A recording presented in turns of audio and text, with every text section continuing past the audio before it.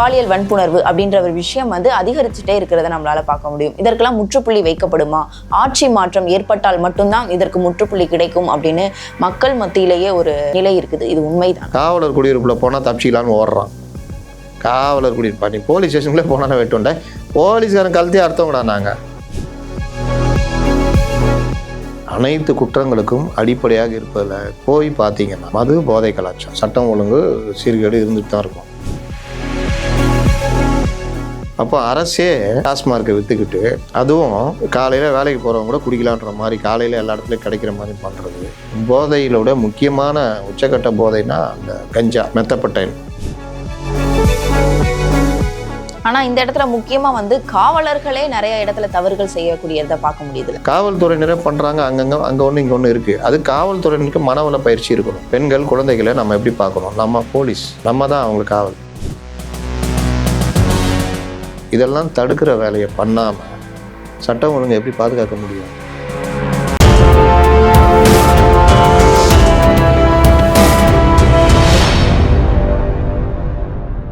யூத்தமிழ் நேயர்களுக்கு வணக்கம். நான் உங்கள் பிருந்தா சங்கர். இன்று நம்மோட சிறப்பு விருந்தினராக இணைந்திருப்பது ஜேர்னலிஸ்ட் முத்தலீஃப் அவர்கள். வணக்கம் சார். வணக்கம்.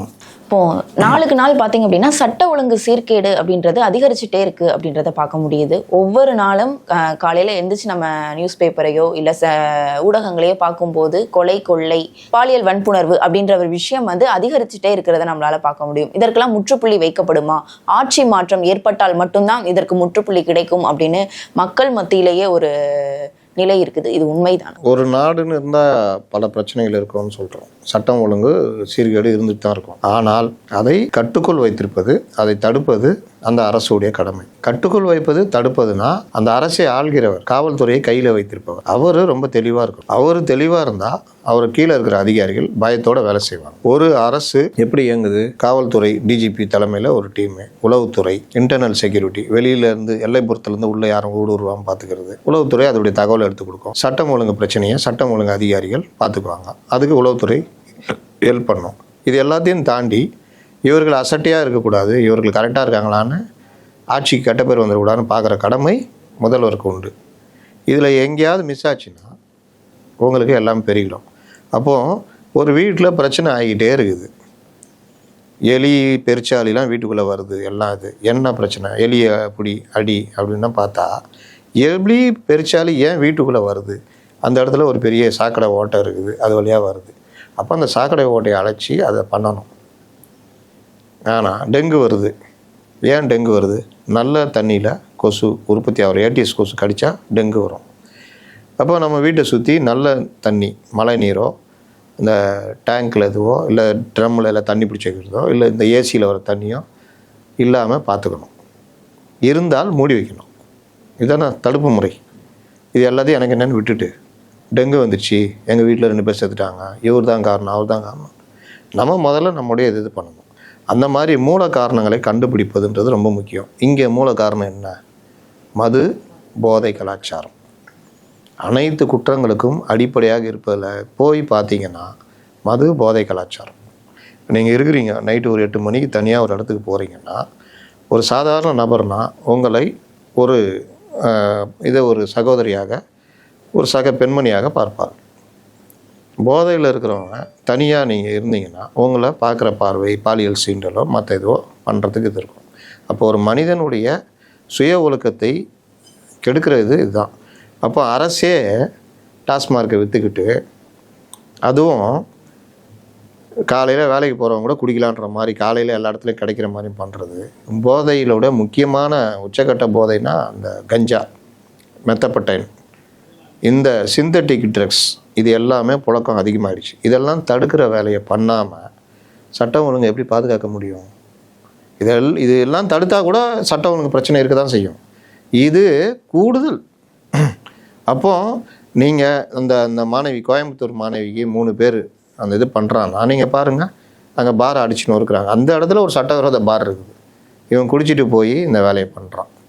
ஆனால் என்ன கேட்குறாங்க? நீ ஏன் 10:30 மணிக்கு அங்கே போனான்றாங்க. நீங்கள் ஏன்டா குடிச்சிட்டு அங்கே போனீங்க? நீ ஏன்டா அங்கே பாரத்தை வந்து வச்சேன்ற கேள்வி வரமாட்டேங்குது. இது ஒன்று. அதுக்கப்புறம் குடும்ப வன்முறை, கொலைகள், ஒருத்தனை வெட்டுறாங்க, காவலர் குடியிருப்பில் போனால் தப்பிச்சிக்கலான்னு ஓடுறான். காவலர் கூட்டியிருப்பா. நீ போலீஸ் ஸ்டேஷனுக்குள்ளே போனாலும் வெட்டுண்டே, போலீஸ்காரன் கழுத்தி அர்த்தவங்கடா. நாங்கள் நடக்குதா இல்லையா, நடந்ததா இல்லையா? அப்போ உள்ளே போய் வெட்டுறாங்க. இவங்களை பிடிச்சிட்டு இதுக்கு தற்காலிக தீர்வாக அந்த பொதுமக்கள்கிட்ட ஒரு கோபம் போலீஸ் மேலே வராமல் இருக்குது, என்ன பண்ணுறாங்க, பிடிக்கும் பொழுது கையை வெட்டிதால் சுட்டு பிடித்தனர். என்ன எல்லாரையுமே சுட்டு பிடிப்பீங்க, கையை உடைப்பீங்க, இப்போ பாத்ரூமில் வலிக்கு விழுந்தாங்கன்னு. இது இல்லைன்னா தற்காலிகமாக மக்களுக்கு போலீஸ் மேலே கோபம் வரக்கூடாது, இன்எஃபிஷியன்சியை இது பண்ணணும். நம்ம போலீஸே ஃபுல்லாக ப்ளேம் பண்ண முடியாது தான். போலீஸு ஒரு மினிமம் எண்ணிக்கை தான். போலீஸ் மேலே இருக்கிற பயம்தான் சட்டம் ஒழுங்கை பாதுகாக்கும். போலீஸ் பாதுகாக்க முடியாது. ஒரு பெரிய கூட்டம் இருக்குது, ஒரு 5 போலீஸ் ஆய்வின் தடினா கூட்டம் சதறி ஓடும். அந்த கூட்டம் அப்படியே திரும்பிச்சுன்னா இவங்க ஓடுவாங்க. ஆனால் போலீஸை அடிக்கக்கூடாது, போலீஸ் வந்தால் போகணுன்ற அந்த எண்ணம் இருக்குல்ல, பயம், அதுதான் காவல்துறையுடைய மெயினான இது. ஆனால் இந்த இடத்துல முக்கியமாக வந்து காவலர்களே நிறைய இடத்துல தவறுகள் செய்யக்கூடியதை பார்க்க முடியுது. இது நான் பின்னாடி வரேன். இப்போ என்னென்னா, இந்த இடத்துல அதையெல்லாம் நீர்த்து போகிற வகையில் பண்ணுறதுனால தான் சட்டம் ஒழுங்கு சீர்குலைவு நடக்குது. அந்த கவர்மெண்ட்டில் நடக்கலையா, இந்த கவர்மெண்ட், எல்லா கவர்மெண்ட்லேயும் நடக்கும். ஆனால் அதற்கான மூல காரணங்களை கண்டறிஞ்சு அதெல்லாம் தடுக்கிற வேலையெல்லாம் பண்ணணும். ஒரு இடத்துல சின்ன பிரச்சனை ஜாதி கலவரம் வெடிச்சிடும்.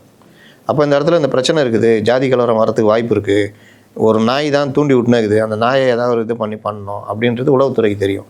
டக்குன்னு ரிப்போர்ட் போட்டால் தடுக்கிற வேலை பண்ணால் வேலை முடிஞ்சிடும். வெளியவே தெரியாது, ஒரு பெரிய மேட்டை தடுக்கப்பட்டிருக்கும்.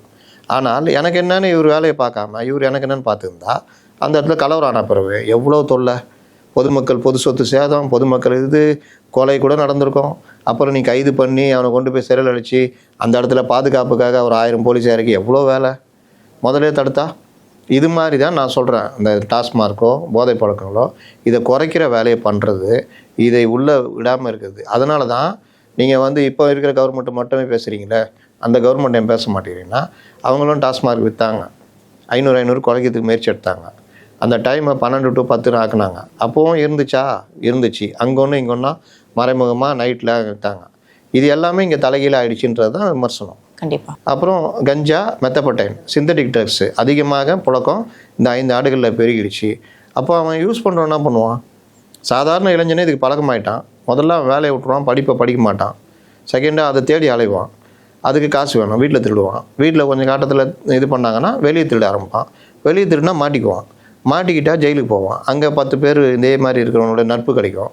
வெளியே வந்தால் போதைக்கும் கேஸுக்கு வழக்காடுறதுக்கும் மற்ற விஷயங்களுக்கும் அவனுக்கு பணம் தேவை. இல்லை பல கெட்ட பழக்கங்கள் வந்திருக்கும். இது எல்லாத்துக்கும் தேவை. பெண்கள்கிட்ட துட்டு கொடுத்து போக முடியல, என்ன பண்ணுறது, எங்கேயாவது பெண் தனியாக இருந்தால் பாலியல் பலாத்காரம். அப்போ ஒன்றை சார்ந்து குற்றங்கள் இப்படி வரும். இதை தடுப்பதற்கு பெட்ராலிங், இது ரோந்து பணி, வெளியில் வர்றான் ஒருத்தன், உள்ளூர் ஜெயிலேருந்து வர்றான், அவனை முன்ன கண்காணிச்சா இவன் கூட திடீர்னு லிங்க் ஆகியிருக்கான், இவன் போதை மருந்து கடத்துறவன், இவன் பிட்பாக்கெட் திருடன், அவனை ஒன்று சேர்ந்தா இவனும் போதை மருந்து கடத்துறது தான் ஆகும். அப்போ அவனை பிடிச்சி இது பண்ணுறது, ஜாதி கலவரம் தடுக்கிறது, இந்த மாதிரி விஷயங்களுக்கெல்லாம் இந்த ஏரியாவில் ஒரு 4 கடை திறந்துருக்கு சார். இந்த கடைனாலேயே பெரிய சட்டம் ஒழுங்கு இந்த ஏரியாவில் ஆகுது. அப்போ அந்த கடையை மூடு. இந்த இடத்துல பார் சட்டவிரோதமாக இயங்குது, இங்கே வந்து பண்ணுறாங்க. அது இந்த அரசியல்வாதிக்கு தான் இருக்குது. எவனாக இருந்தானேயா மூடியா பாரு.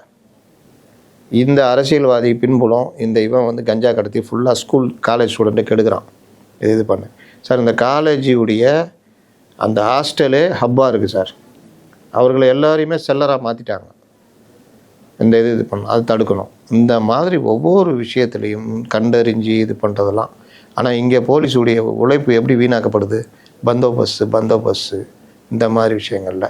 ரெண்டாவது, கண்காணிக்க முதல்வரே இந்த விஷயங்களை நம்ம தப்பு பண்ணால் கூட உடனே தண்டிப்பாருன்றது பயம் இல்லை. அப்போ நம்ம கடமையிலேருந்து வலுவிட்டால் கூட நம்மளை கேட்க மாட்டாங்க. கரூரில் அவ்வளோ பெரிய ஸ்டாம்பேட் ஆச்சு, முதல்வரே விஜய் தாவேக்கா தான் காரணன்றார். ஜாலி, நம்ம தப்பிச்சிட்டோம். ஆனால் அவ்வளோ பெரிய ஸ்டாம்பேடுக்கு நீங்கள் என்ன பண்ணீங்க, க்ரௌட் மேனேஜ்மெண்ட் என்ன பண்ணீங்க, 2 பேரை சஸ்பெண்ட் பண்ணு. அந்த இது நடந்திருந்தால் அதுதான் முதல்வருக்கு அழகு. அங்கேயும் தப்பு, லேட்டாக வந்தார், கூட்டினா ரைட்டு. இங்கேயும் தப்பு இல்லை. நான் அதை அரசியல் ரீதியாக அங்கே தப்புன்னு நான் மாற்றிக்கிறேன். ஆனால் நீ தப்பு இல்லை, நான் அதை மறைக்கிறதுக்கு ஒன்றை நான் காப்பாற்றுறேன். அப்போ இந்த மாதிரி விஷயங்கள்லாம் சட்டம் ஒழுங்கு பிரச்சனையாக மாறுது. காவல்துறையினரே பண்ணுறாங்க, அங்கே ஒன்று இங்கே ஒன்று இருக்குது. அது காவல்துறையினருக்கு மனவள பயிற்சி இருக்கணும். பெண்கள் குழந்தைகளை நம்ம எப்படி பார்க்கணும், நம்ம போலீஸ், நம்ம தான் அவங்களுக்கு காவல், நம்ம என்ன பண்ணணும். இங்கே என்னென்னா இவ்வளோ வளர்ச்சி அடைஞ்ச காலத்தில் இப்போ குழந்தைகளுக்கு நம்ம சொல்லிக் கொடுக்குறோம், தப்புன்னா வந்து சொல்லிடுங்க அப்படின்னு. அந்த பொண்ணு போய் சொல்லனா இவர் இந்த மாதிரி இன்னும் எத்தனை பண்ணியிருப்பாரோ, நாளைக்கும் 4 பண்ணியிருப்பார். அப்போ அந்த இடத்துல அந்த பொண்ணு போய் சொன்னதுனால இது.